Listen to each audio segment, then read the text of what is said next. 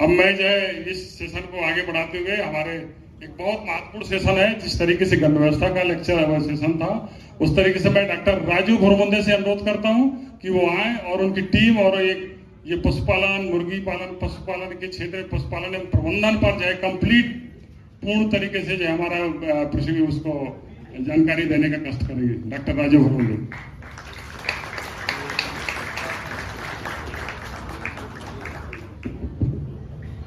सभी को मेरा सेवा जोहार। हम यही कहेंगे कि जब भी हम हमारी बात करते हैं तो हम विश्व के प्रत्येक मूल निवासियों की बात करते हैं, भारत के प्रत्येक मूल निवासियों की बात करते हैं। जब जब मैं ये कहूंगा कि कौन हूं मैं दोबारा दोहरा रहा हूं कि जब जब मैं ये कहूंगा कि कौन हूं मैं, तो मैं अपने समाज के बारे में कहूंगा कि मैं कौन हूं मैं अपना परिचय यहां दे रहा हूं, मैं खुद का परिचय दे रहा हूं, मैं मेरा नहीं मेरे समाज का परिचय यहां दे रहा हूं। जय सेवा जोहार, जय सेवा जोहार। रुद्राक्ष के माला में भी मैं हूं, रुद्राक्ष के माला में भी मैं हूं, खंजर और कटार में भी मैं हूं, श्वेत भी मैं हूं तो शुद्ध भी मैं हूं, विरुद्ध है मेरे तो युद्ध भी मैं हूं, इतिहास का आंसू और खून भी मैं हूं। अब जो कह के जो मिलेगा वो सुकून भी मैं हूं, क्योंकि इस धरती का मैं केंद्र बिंदु हूं। जय जोहार, मैं मूल निवासी हूं। जय जोहार, मैं मूल निवासी हूं। चिता की अग्नि भी मैं हूं, चिता की अग्नि भी मैं हूं, गंगा का पानी भी मैं हूं। चिता की अग्नि भी मैं हूं, नर्मदा का पानी भी मैं हूं। भोला हूं, भोला हूं, सरल हूं, तुम्हारा मित्र भी हूं। भोला हूं, सरल हूं, तुम्हारा मित्र भी हूं। घोल लूं तुमको और भूल जाओ तुम में, ऐसा कोमल चरित्र भी मैं हूं, क्योंकि इस धरती का मैं केंद्र बिंदु हूं। जय जोहार, मैं मूल निवासी हूं। जय जोहार, मैं मूल निवासी हूं। सेवा का भाव भी मैं हूं, जोहार का भाव भी मैं हूं, आक्रमण का घाव भी मैं हूं, सहनशील, स्थिर और शांत भी मैं हूं। देवभूमि भारत का हर प्रांत भी मैं हूं, शक्ति, भक्ति और नाथक्ति ऐसी क्रांति भी मैं हूं। तूफान हूं और तूफान के पहले की शांति भी मैं हूं, क्योंकि इस धरती का मैं केंद्र बिंदु हूं। जय जोहार, मैं मूल निवासी हूं। क्योंकि आज का मेरा विषय इस आर्थिक क्रांति के मंच पर पशुपालन आधारित व्यवसाय के बारे में चर्चा करने का है। तो मैं आपको बता दूं कि हम लोग पशुपालन से जमीन से जुड़े हुए लोग हैं। जो भी पशुपालन में डेयरी पालन, बकरी पालन, मुर्गी पालन, सूकर पालन, ये जो बड़े बड़े व्यवसाय उन्हें आज रूप लिया है। शुरुआत में जमीनी स्तर पर इसको हम लोग ही किया करते थे। फर्क सिर्फ इतना है कि हम उसको असंगठित रूप से करते आए हैं, लेकिन बड़े बड़े जो व्यवसाय पशुपालन के क्षेत्र में अभी अग्रेसित हुए हैं, वे संगठित रूप से अग्रेसित हुए हैं।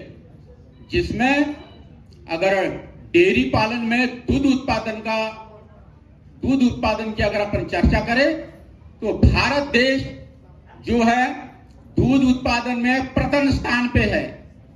मुर्गी पालन में अगर अंडा उत्पादन की बात करें तो अंडा उत्पादन में हमारा देश आज विश्व में 3 नंबर पे है। और अगर मांस उत्पादन की बात करें तो हमारा देश विश्व में आज 7वें नंबर पर है। ये जो बड़े बड़े जो व्यवसाय पशुपालन के माध्यम से जो संगठित रूप से किए जा रहे हैं, इसमें हमारे देश की आर्थिक स्थिति और आर्थिकता इसमें आधारित है।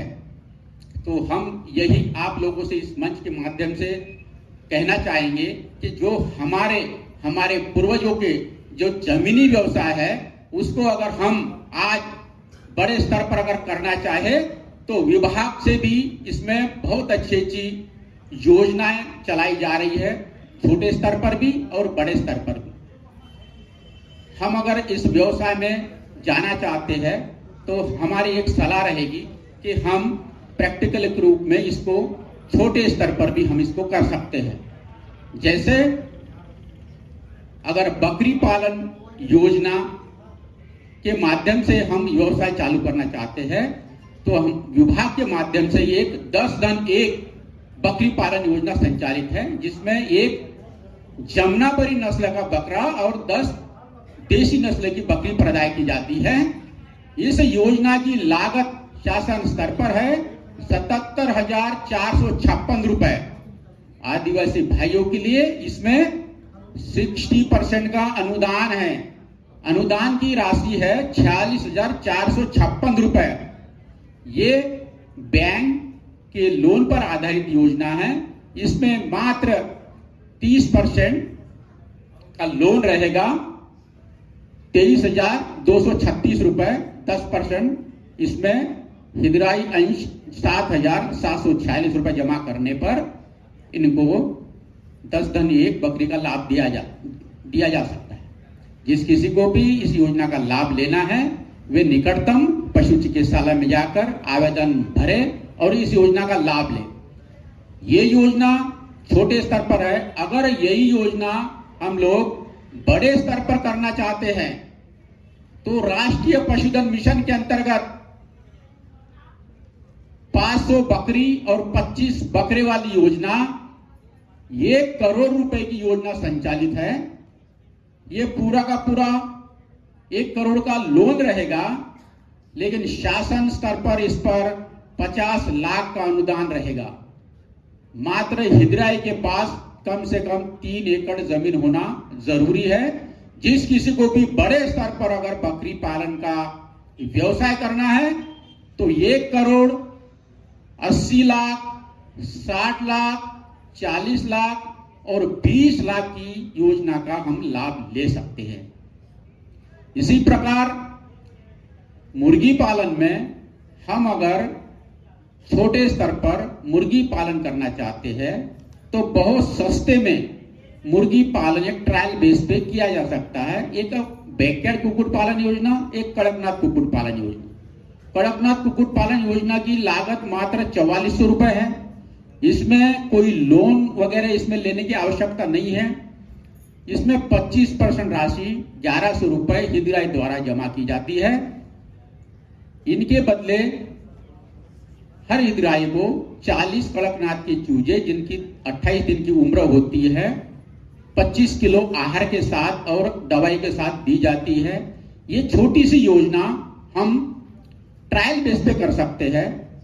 इसी क्रम में बैकयार्ड कुक्कुट पालन जो हम घर में पालने वाली योजना है, रंगीन चूजे इसमें प्रदाय किए जाते हैं। इस योजना की लागत 2250 रुपए है। 75% का इसमें अनुदान है। 25% राशि 557 रुपए हिदराई द्वारा जमा करने के बाद 40 रंगीन चूजे दवाई के साथ वितरण किए जाते हैं। इसके बाद में अगर हम बड़े स्तर पर योजना संचालित करना चाहते हैं तो राष्ट्रीय पशुधन मिशन के अंतर्गत 50 लाख की योजना संचालित है। मुर्गी पालन की 50 लाख की योजना में हिदराई को 25 लाख का अनुदान का प्रावधान है। छोटे स्तर पर भी योजना हमारे पास संचालित है, बड़े स्तर पर भी। आज जबकि हमने पहले ही चर्चा की है कि हमारा जो देश है अभी 140 करोड़ की जनसंख्या का देश है। आज के परिवेश में जो भोजन की आवश्यकता है वो पशुपालन के माध्यम से भी भोजन की पूर्ति की जा रही है। भोजन में दूध, अंडा, मांस, इसमें प्रचुर मात्रा में प्रोटीन, मिनरल्स, विटामिन्स, इसमें कैल्शियम की प्रचुर मात्रा में इसमें उपलब्ध रहते हैं जो इंसानी स्वास्थ्य के लिए बहुत आवश्यक है। इस थीम पे हम अगर व्यवसाय चालू करना चाहते हैं तो हम इस व्यवसाय में कभी भी फेल नहीं हो सकते, क्योंकि आवश्यकता के अनुसार अभी भी अपने देश में हर इंसान को 365 दिन में मात्र 95 अंडे उपलब्ध है। इसमें बहुत स्कोप है। हम इसको व्यवसाय के रूप में अपनाएंगे तो जरूर इसमें हम सफल होंगे। वैसे ही मांस उत्पादन में भी हमारा देश जो 365 दिन में मात्र एक इंसान के पीछे 2 किलो और 200 ग्राम ही मांस उपलब्ध है। इसमें भी हम व्यवसाय को आगे बढ़ाना चाहे तो इसमें भी हम सफल होंगे। दूध उत्पादन में भी पर कैपिटा 444 ml ही प्रतिदिन हम लोगों को दूध उत्पादन अभी की स्थिति में हो सकता है। कहने का मतलब यह है कि हमारा जो देश है, इनके पॉपुलेशन का अगर हम अंदाजा निकाल के अगर व्यवसाय करने के लिए अग्रसित हो तो पशुपालन एक ब्राइट फ्यूचर एक विकल्प है। और मेरा इस मंच के माध्यम से सभी से आग्रह है कि पशुपालन व्यवसाय से आप अवश्य जुड़े। मैं कुछ बकरी पालन के और मुर्गी पालन के कुछ वीडियो आपके साथ शेयर करना चाह रहा हूं। तो मैं अगले कड़ी में आमंत्रित करने जा रहा हूं। हमारे बीच उपस्थित है डॉक्टर द्रुपद सिंह मरावी जी। वे पशु चिकित्सालय मुनु मोहगांव में पदस्थ हैं। तो वो यहाँ मंच के माध्यम से कुछ बकरी पालन के और मुर्गी पालन के कुछ वीडियोस आपके साथ शेयर करेंगे। तो आमंत्रित है डॉक्टर द्रुपद सिंह मरावी जी। गाय पालन के बारे में एक योजना संचालित है हमारे यहाँ, आचार्य विद्यासागर गो संवर्धन डेयरी पालन योजना।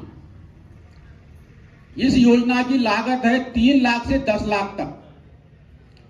इसमें अधिकतम 10 लाख है। 6 लाख का लोन लेने पर इसमें आदिवासी भाइयों के लिए 33% अनुदान की पात्रता है। अधिकतम अनुदान इसमें 2 लाख रुपए है। 4 लाख का लोन लेते हैं तो इसमें 1.25 लाख का अनुदान रहेगा। 6 लाख का लोन लेते हैं तो इसमें 2 लाख का अनुदान रहेगा। लेकिन 10 लाख का अगर हम लोन लेते हैं तो इसमें 2 लाख का ही अनुदान रहेगा। हम डेयरी पालन में देशी नस्ल की गाय जैसे साहिवाल है, गिर है, थारपारकर हरियाणा, ये नस्ल की गाय भी पाल सकते हैं। हम इस योजना के अंतर्गत जर्सी, यचप, ये नस्ल की गाय भी पाल सकते हैं। और जिन किसी पशुपालक भाइयों को भैंस पालना है तो हम इसमें मुर्रा नस्ल की भैंस भी पाल सकते हैं। इस योजना में हितग्राही के पास कम से कम 1 एकड़ की भूमि होना चाहिए अपने नाम से, या वो लीज पर भी ले सकता है। आवेदन प्रस्तुत करने के बाद ये लोन के माध्यम से बैंक से इसका आवेदन भेजा जाएगा। बैंक के माध्यम से लोन सैंक्शन होगा। जो भी पशु आपको प्रदाय किए जाएंगे पशुधन निगम या अपने प्रदेश के बाहर से इनको खरीदना पड़ेगा। इन पशुओं का 3 साल का बीमा भी होगा। जिस किसी को इस योजना का लाभ लेना है, ये योजना अभी भी चल रही है। निकटतम पशु चिकित्सालय में जाकर आवेदन प्राप्त करके पूरी फॉर्मेलिटी के साथ इसको जमा कर सकते हैं। और किसी को कुछ योजना के बारे में और कुछ पूछना है तो मैं यही हूँ। तो मैं आमंत्रित कर रहा हूँ डॉक्टर द्रुपद सिंह मरावी जी को कि वे आए और अपने कुछ वीडियोस यहाँ के माध्यम से। जय जौहर। मैं द्रुपद सिंह मरावी, पशु चिकित्सा विस्तार अधिकारी मोहगांव। मैं आपके सामने गोट फार्मिंग के बारे में थोड़ा बताना चाहूँगा कि गोट फार्मिंग को हम लोग व्यवसाय के रूप में कैसे आगे ले जा सकते हैं, इसके क्या क्या फ्यूचर हैं भारत के अंदर, और भारत का इसमें अभी गोट फार्म के अंतर्गत कौन सा स्टेटस है और क्या आगे हम लोग फ्यूचर में कर सकते हैं।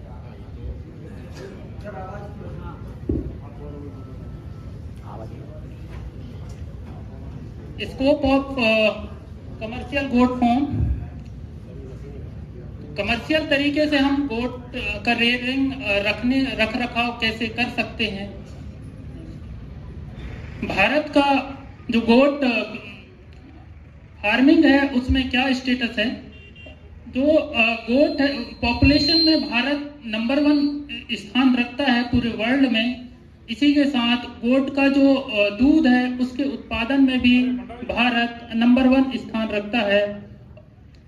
गोट का जो मीट प्रोडक्शन है एक्सपोर्ट, गोट के साथ सीप का भी मीट एक्सपोर्ट है, इसमें भारत का दूसरा स्थान रखता है। जो पिछला सेंसेशन है 2019 का, उसके अंतर्गत और अभी तक 2021-22 तक निरंतर गोट जो फार्मिंग है उसमें 10% की स्लो ग्रोथ हो रही है। जो गोट का सर्वाधिक पॉपुलेशन है रेयरिंग का, ये राजस्थान में है। उसके अंतर्गत उसके बाद उत्तर प्रदेश, बिहार 5वां स्थान रखता है हमारा मध्य प्रदेश। तो हम देख सकते हैं कि मध्य प्रदेश में इसका और कितना स्कोप है। तो हम गोट रेयरिंग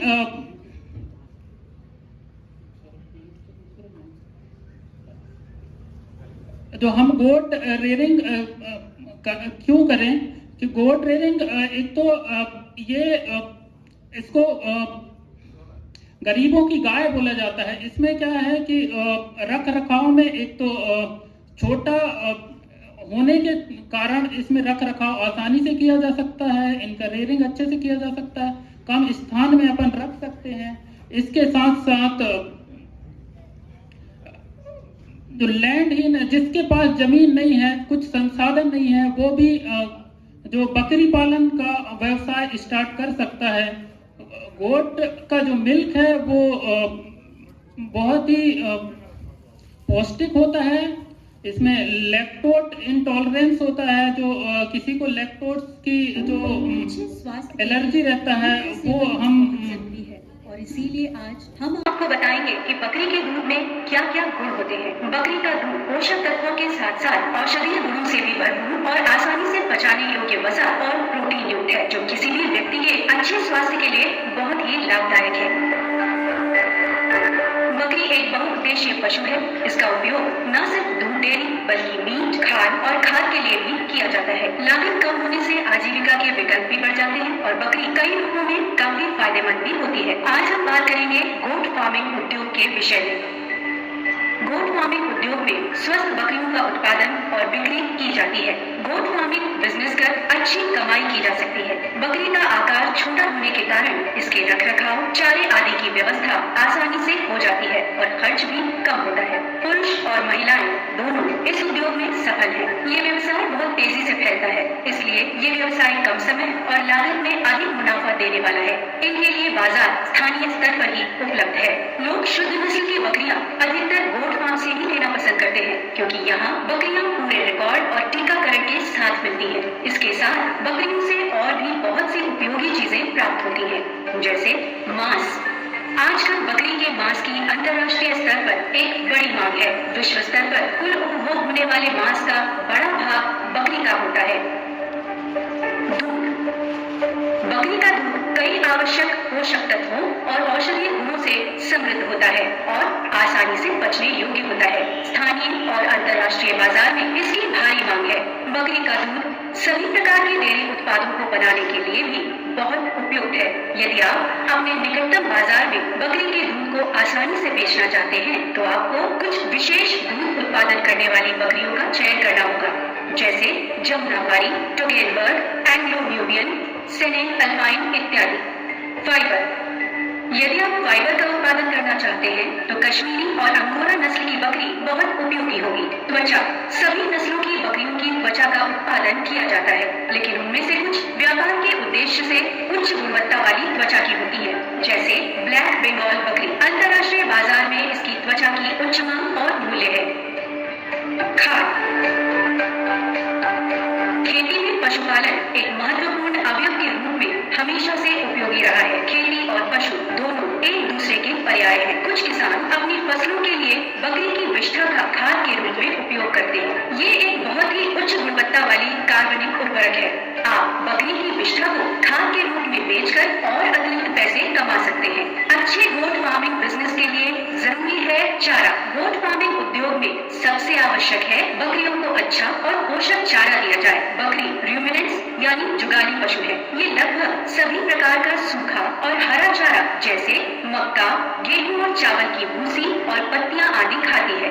इन्हें सूखा और हरा चारा मिलाकर भी दे सकते हैं। इसके लिए भीगे हुए भूसे में मक्का, चोकर, मटर और दालों का छिलका, चना, थोड़ा नमक, बरसीन, कैल्शियम और सप्लीमेंट को परत दर परत अच्छे से मिलाते हैं और फिर तैयार चारे को बकरियों को खाने के लिए दे सकते हैं। और यदि आपके पास एक चराई जगह हो जहां आपकी बकरियां स्वतंत्र रूप से घूम सकती हो तो बकरी को प्राकृतिक स्रोतों से भोजन भी मिलेगा और इससे आपकी खाद्य लागत भी कम हो जाएगी।